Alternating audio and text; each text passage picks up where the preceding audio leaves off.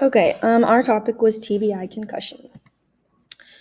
A concussion is a form of a mild TBI. Short-term neurological impairments are common after a concussion, and symptoms can spontaneously resolve over time. Post-concussion syndrome can include symptoms in your sleep, cognition, vision, behavior, and movement that are all still present or have worsened for at least 3 months following the accident. Second concussion syndrome has symptoms that you are at higher risk for a second concussion following the first. And second concussion syndrome is when the second comes before totally healing from the first. Some signs, symptoms, and changes.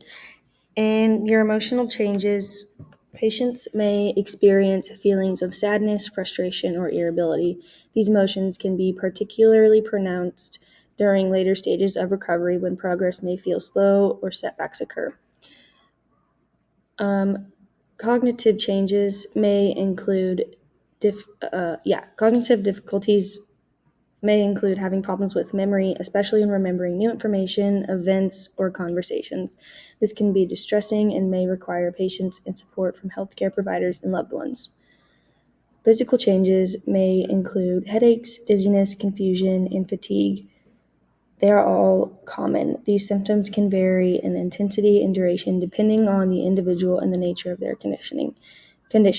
Managing these symptoms often require a holistic approach, including medical care, rehabilitation, therapy, emotional support, and possibly adjustments in daily activities or in the environment supporting the recovery.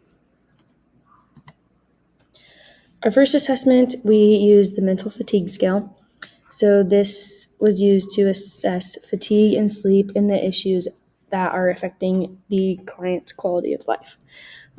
Each of the 15 questions is followed by 4 statements that describe either no, slight, fairly serious, and serious problems. There are also middle answers for each that can be seen as a 0.5 option. A study done by Johansson and Rodbach found a cutoff score of 10.5 implies a problem for the person, although a serious problem is not always the case. The mental fatigue scale had a higher internal consistency, and all separate items were rated significantly higher among the brain-injured subjects compared with healthy controls. The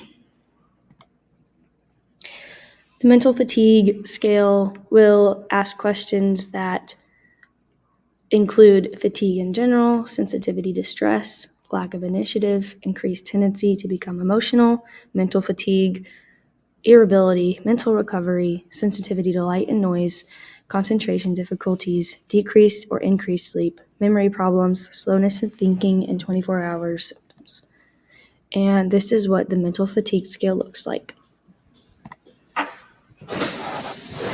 For our second assessment, we did the post-concussion symptom scale, the PCSS. And so this consists of 22 questions, and it produced a baseline score needed in order to complete, or it can be used to track progress from your initial evaluation. Clients are asked to rate each symptom over the past 2 days according to a 7-point Likert scale ranging from 0 to 6, 0 being not at all, and 6 being extremely severe. The higher score indicates a higher severity of post-concussive symptoms. So here on the left is an example of what the PCSS looks like on paper. And so this can be used as a starting point for symptom recovery for individuals, is a crucial instrument in showing progress throughout rehab for insurance and billing progress.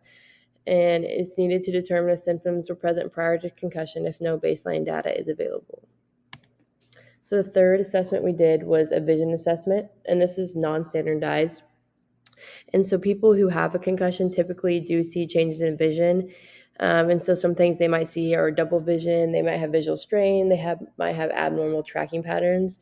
And then the vision assessment can be looking at a multitude of things, such as one's acuity, their ability to track, their visual field ability, their saccades, and then pupil response. And then the last assessment we did was a multiple Aaron's test, the MET. So this is also non-standardized, and then this one would also probably be used later on in recovery. So the purpose of this is it measures how impairments in executive performance affects functioning in natural contexts. So it has 4 tasks with 12 subtasks, and it takes a while to administer. It's 45 to 60 minutes. It has 6 to 8 set of rules that the participants have to follow. It's for age ranges 13 plus. And there's multiple versions depending on where you are at home. You can do it virtually or just some updated versions they have. So here are some examples of what the MET looks like. These are the examiner score sheets. So there's a prompt that you follow. Individual rates themselves before doing it, and then here are the rules they have to follow. You want to say hi to yourself?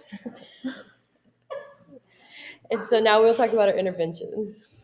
So our first intervention is more geared towards the younger population because TBI or concussions are really common in younger adults and teenagers. So we focused on Uno, which is a classic card game. It helps with counting, memorizing, matching, building on old skills and creating new skills, creative thinking, and using fine and gross motor skills.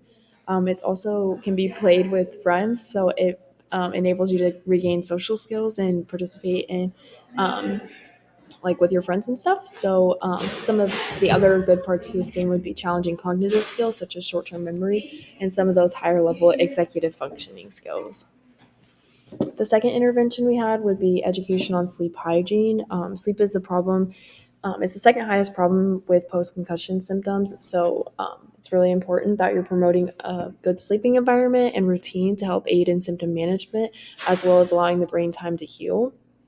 But having too much rest is not any better than not enough rest. So you want to be sure that you're finding a happy medium. So some of the key points for education would be consistency. So that's in time of day that you're sleeping, as well as where you're sleeping and the environment you're sleeping in. So another part would be limiting daytime napping after the first 3 days of recovery. The first 3 days are extremely important when it comes to concussion recovery and making sure that you're managing symptoms that way and that you're giving your brain time to heal. But after that, you need to be sure that you're getting all your sleep at the end of the day. So making sure naps are only around 45 minutes to an hour and once a day. Being sure that the environment is controlled is also important. So limiting the amount of light that gets in, the temperature of the room, as well as like where you are sleeping at. And then if you're not asleep after 20 minutes, you should get up and do something relaxing. And same goes for if you're not sleepy, then you shouldn't go to bed yet. You should stay up and do something relaxing in order to prepare yourself for bed. Some things to avoid would include electronics and caffeine, and it's recommended to avoid those for 45 minutes prior to going to sleep. The third intervention would be compensatory strategies such as scheduling and journaling that would help compensate for some of the cognitive struggles with concussion. So, compensatory techniques are strategies used to help people perform tasks in an alternative manner or by using adaptive aids so that they can be more independent. So we would utilize these for TBI clients for memory and fatigue mainly, because those are what are seen in people that struggle with concussions. Some examples would include working with a client to create a schedule that promotes energy conservation for both the mind and the body, or having a client create and record their day and progress in a journal or through pictures in a scrapbook. So here are some examples that we found online. So different ways to personalize these and make them unique to each client that you have. And then here are references. So thank you.